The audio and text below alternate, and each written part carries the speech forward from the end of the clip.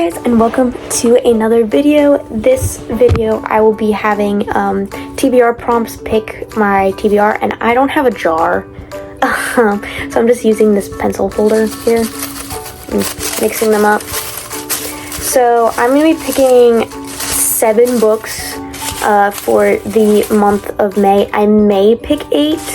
I don't really know. Right now it's always 7. That's always my general number that I like to pick each month. But I may pick 7. I'm in the mood to read a lot this month, so let's pick one. Okay, here we go. A book in a series. Okay, this is good because I know exactly what book I'm picking. First book that popped to mind. The Queen of Nothing. The third and final book in the Cruel Prince trilogy. I want to know what happened so bad, especially after what happened at the end of the... I've been trying to avoid spoilers because they're everywhere. When you read these books, they get everywhere. So, and especially what happened in Wicked King, I want to know what happens. And this is a book in a series. It's the last book in a series, but it still counts. So yeah, this is our first book. And if you want to see my handwriting, it's not great. It's not horrible either. I feel like I have average handwriting.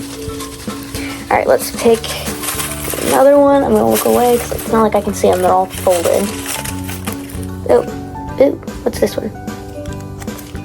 A book that is less than 300 pages. There's only one book I can think of that's less than 300 pages, and I'm totally cool with it. Because it's a novella.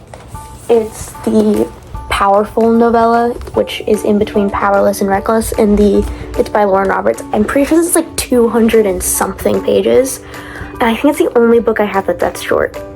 That is this short. It's shorter than 300. Because I think the only other book that I can think of that would be around that would be Emily Wild's Encyclopedia and Fairies, and I think that's over 300. I'm pretty sure this might be over 300 pages. Give me a second. Yeah, it's 317. Close. But not close enough. So yeah, we're gonna go. Wow, I'm getting the jackpot here. I wanted to read both of these this month. So, yay! Especially since I didn't read either of, any of these authors in April. Bummer. But let's go. First 2. I'm so happy. This month's starting off great. Oh, this one's torn. A book I've had more than a year. Oh, I hate this one. It's because I know what book I've had more than a year that has been on my TBR for 2 years now, and I still haven't read it yet. And that's The Kill Order by James Dashner, a prequel to The Maze Runner. And I don't know. Whoa, sorry, my things flew when I did this. I'll read it. I keep putting this book off. I just need to read it. So, our third book, The Kill Order. I'm not going to say much about that one. Okay, sorry. A book in a genre I don't read. Don't normally read, or don't read. I think that don't normally read or I don't read often. That would be, if you don't know me well enough yet, I read a lot of fantasy. Fantasy is kind of my comfort genre, if that makes sense. It's reading Harry Potter for the first time is what made me fall in love with reading, and that's a fantasy series, so that kind of just kick-started my love of fantasy, and that's kind of a lot of what I read.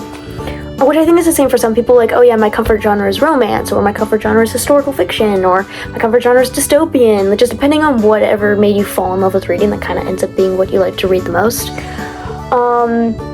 I think my next most read genre is probably dystopian, around that area, and I think, well, I'm looking here. So I have a historical fiction right here, actually.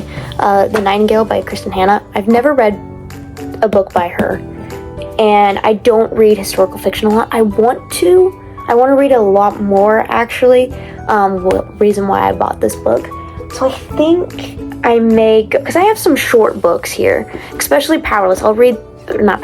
Powerful. I'll read that in a day. This I'll read in a day. This is thick, so I feel like these kind of balance each other out. Of like, this will take a day, this will probably take a week. Probably, estimating. unless I get really into it.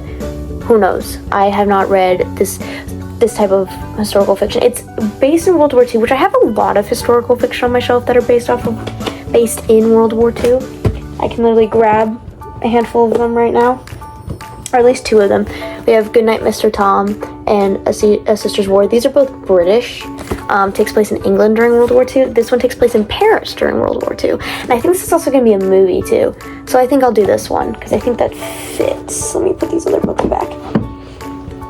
Yes, I do have historical fiction. I do read historical fiction. Let's do, so wait, that's 4. I need 3 more, maybe 4 more.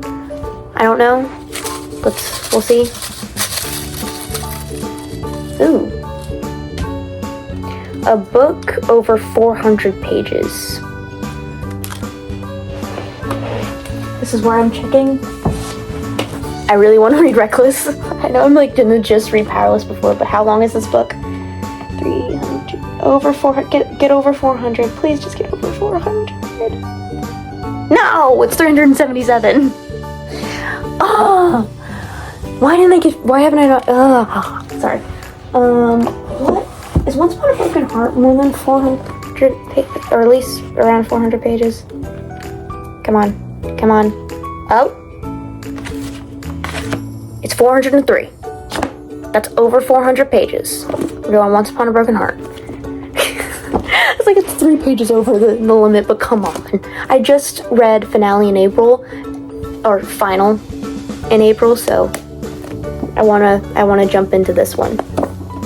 So far, I'm pretty okay with this lineup. This one, not so much. I'm okay with, clearly, majority fantasy and 2 romanticities up here. I'm actually okay. I mean, not this one, but I'm okay with this lineup so far.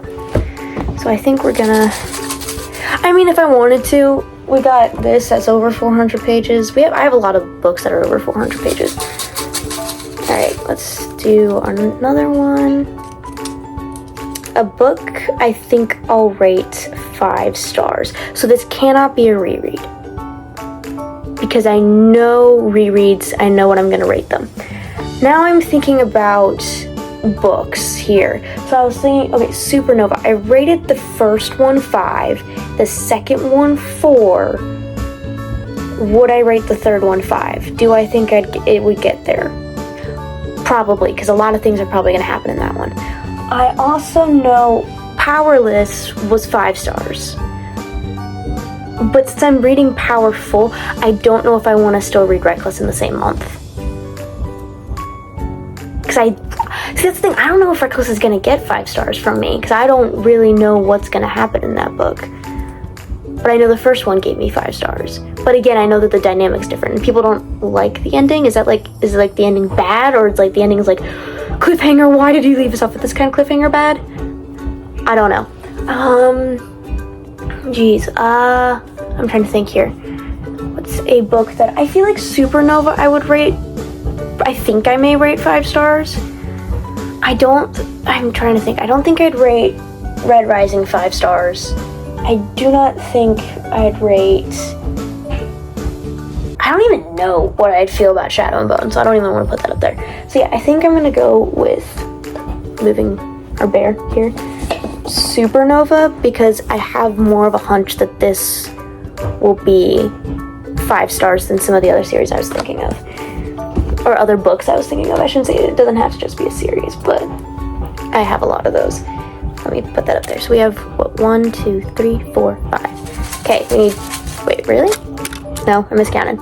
1, 2, 3, 4, 5, 6. We need 1 or 2 more, depending on if I want to do 8 or not.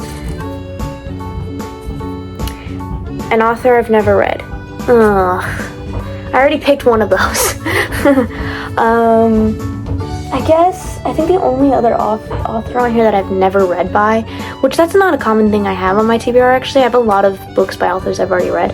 It's Emily Wilde's Encyclopedia of Fairies by Heather Fawcett. So I think I'll just go with this one.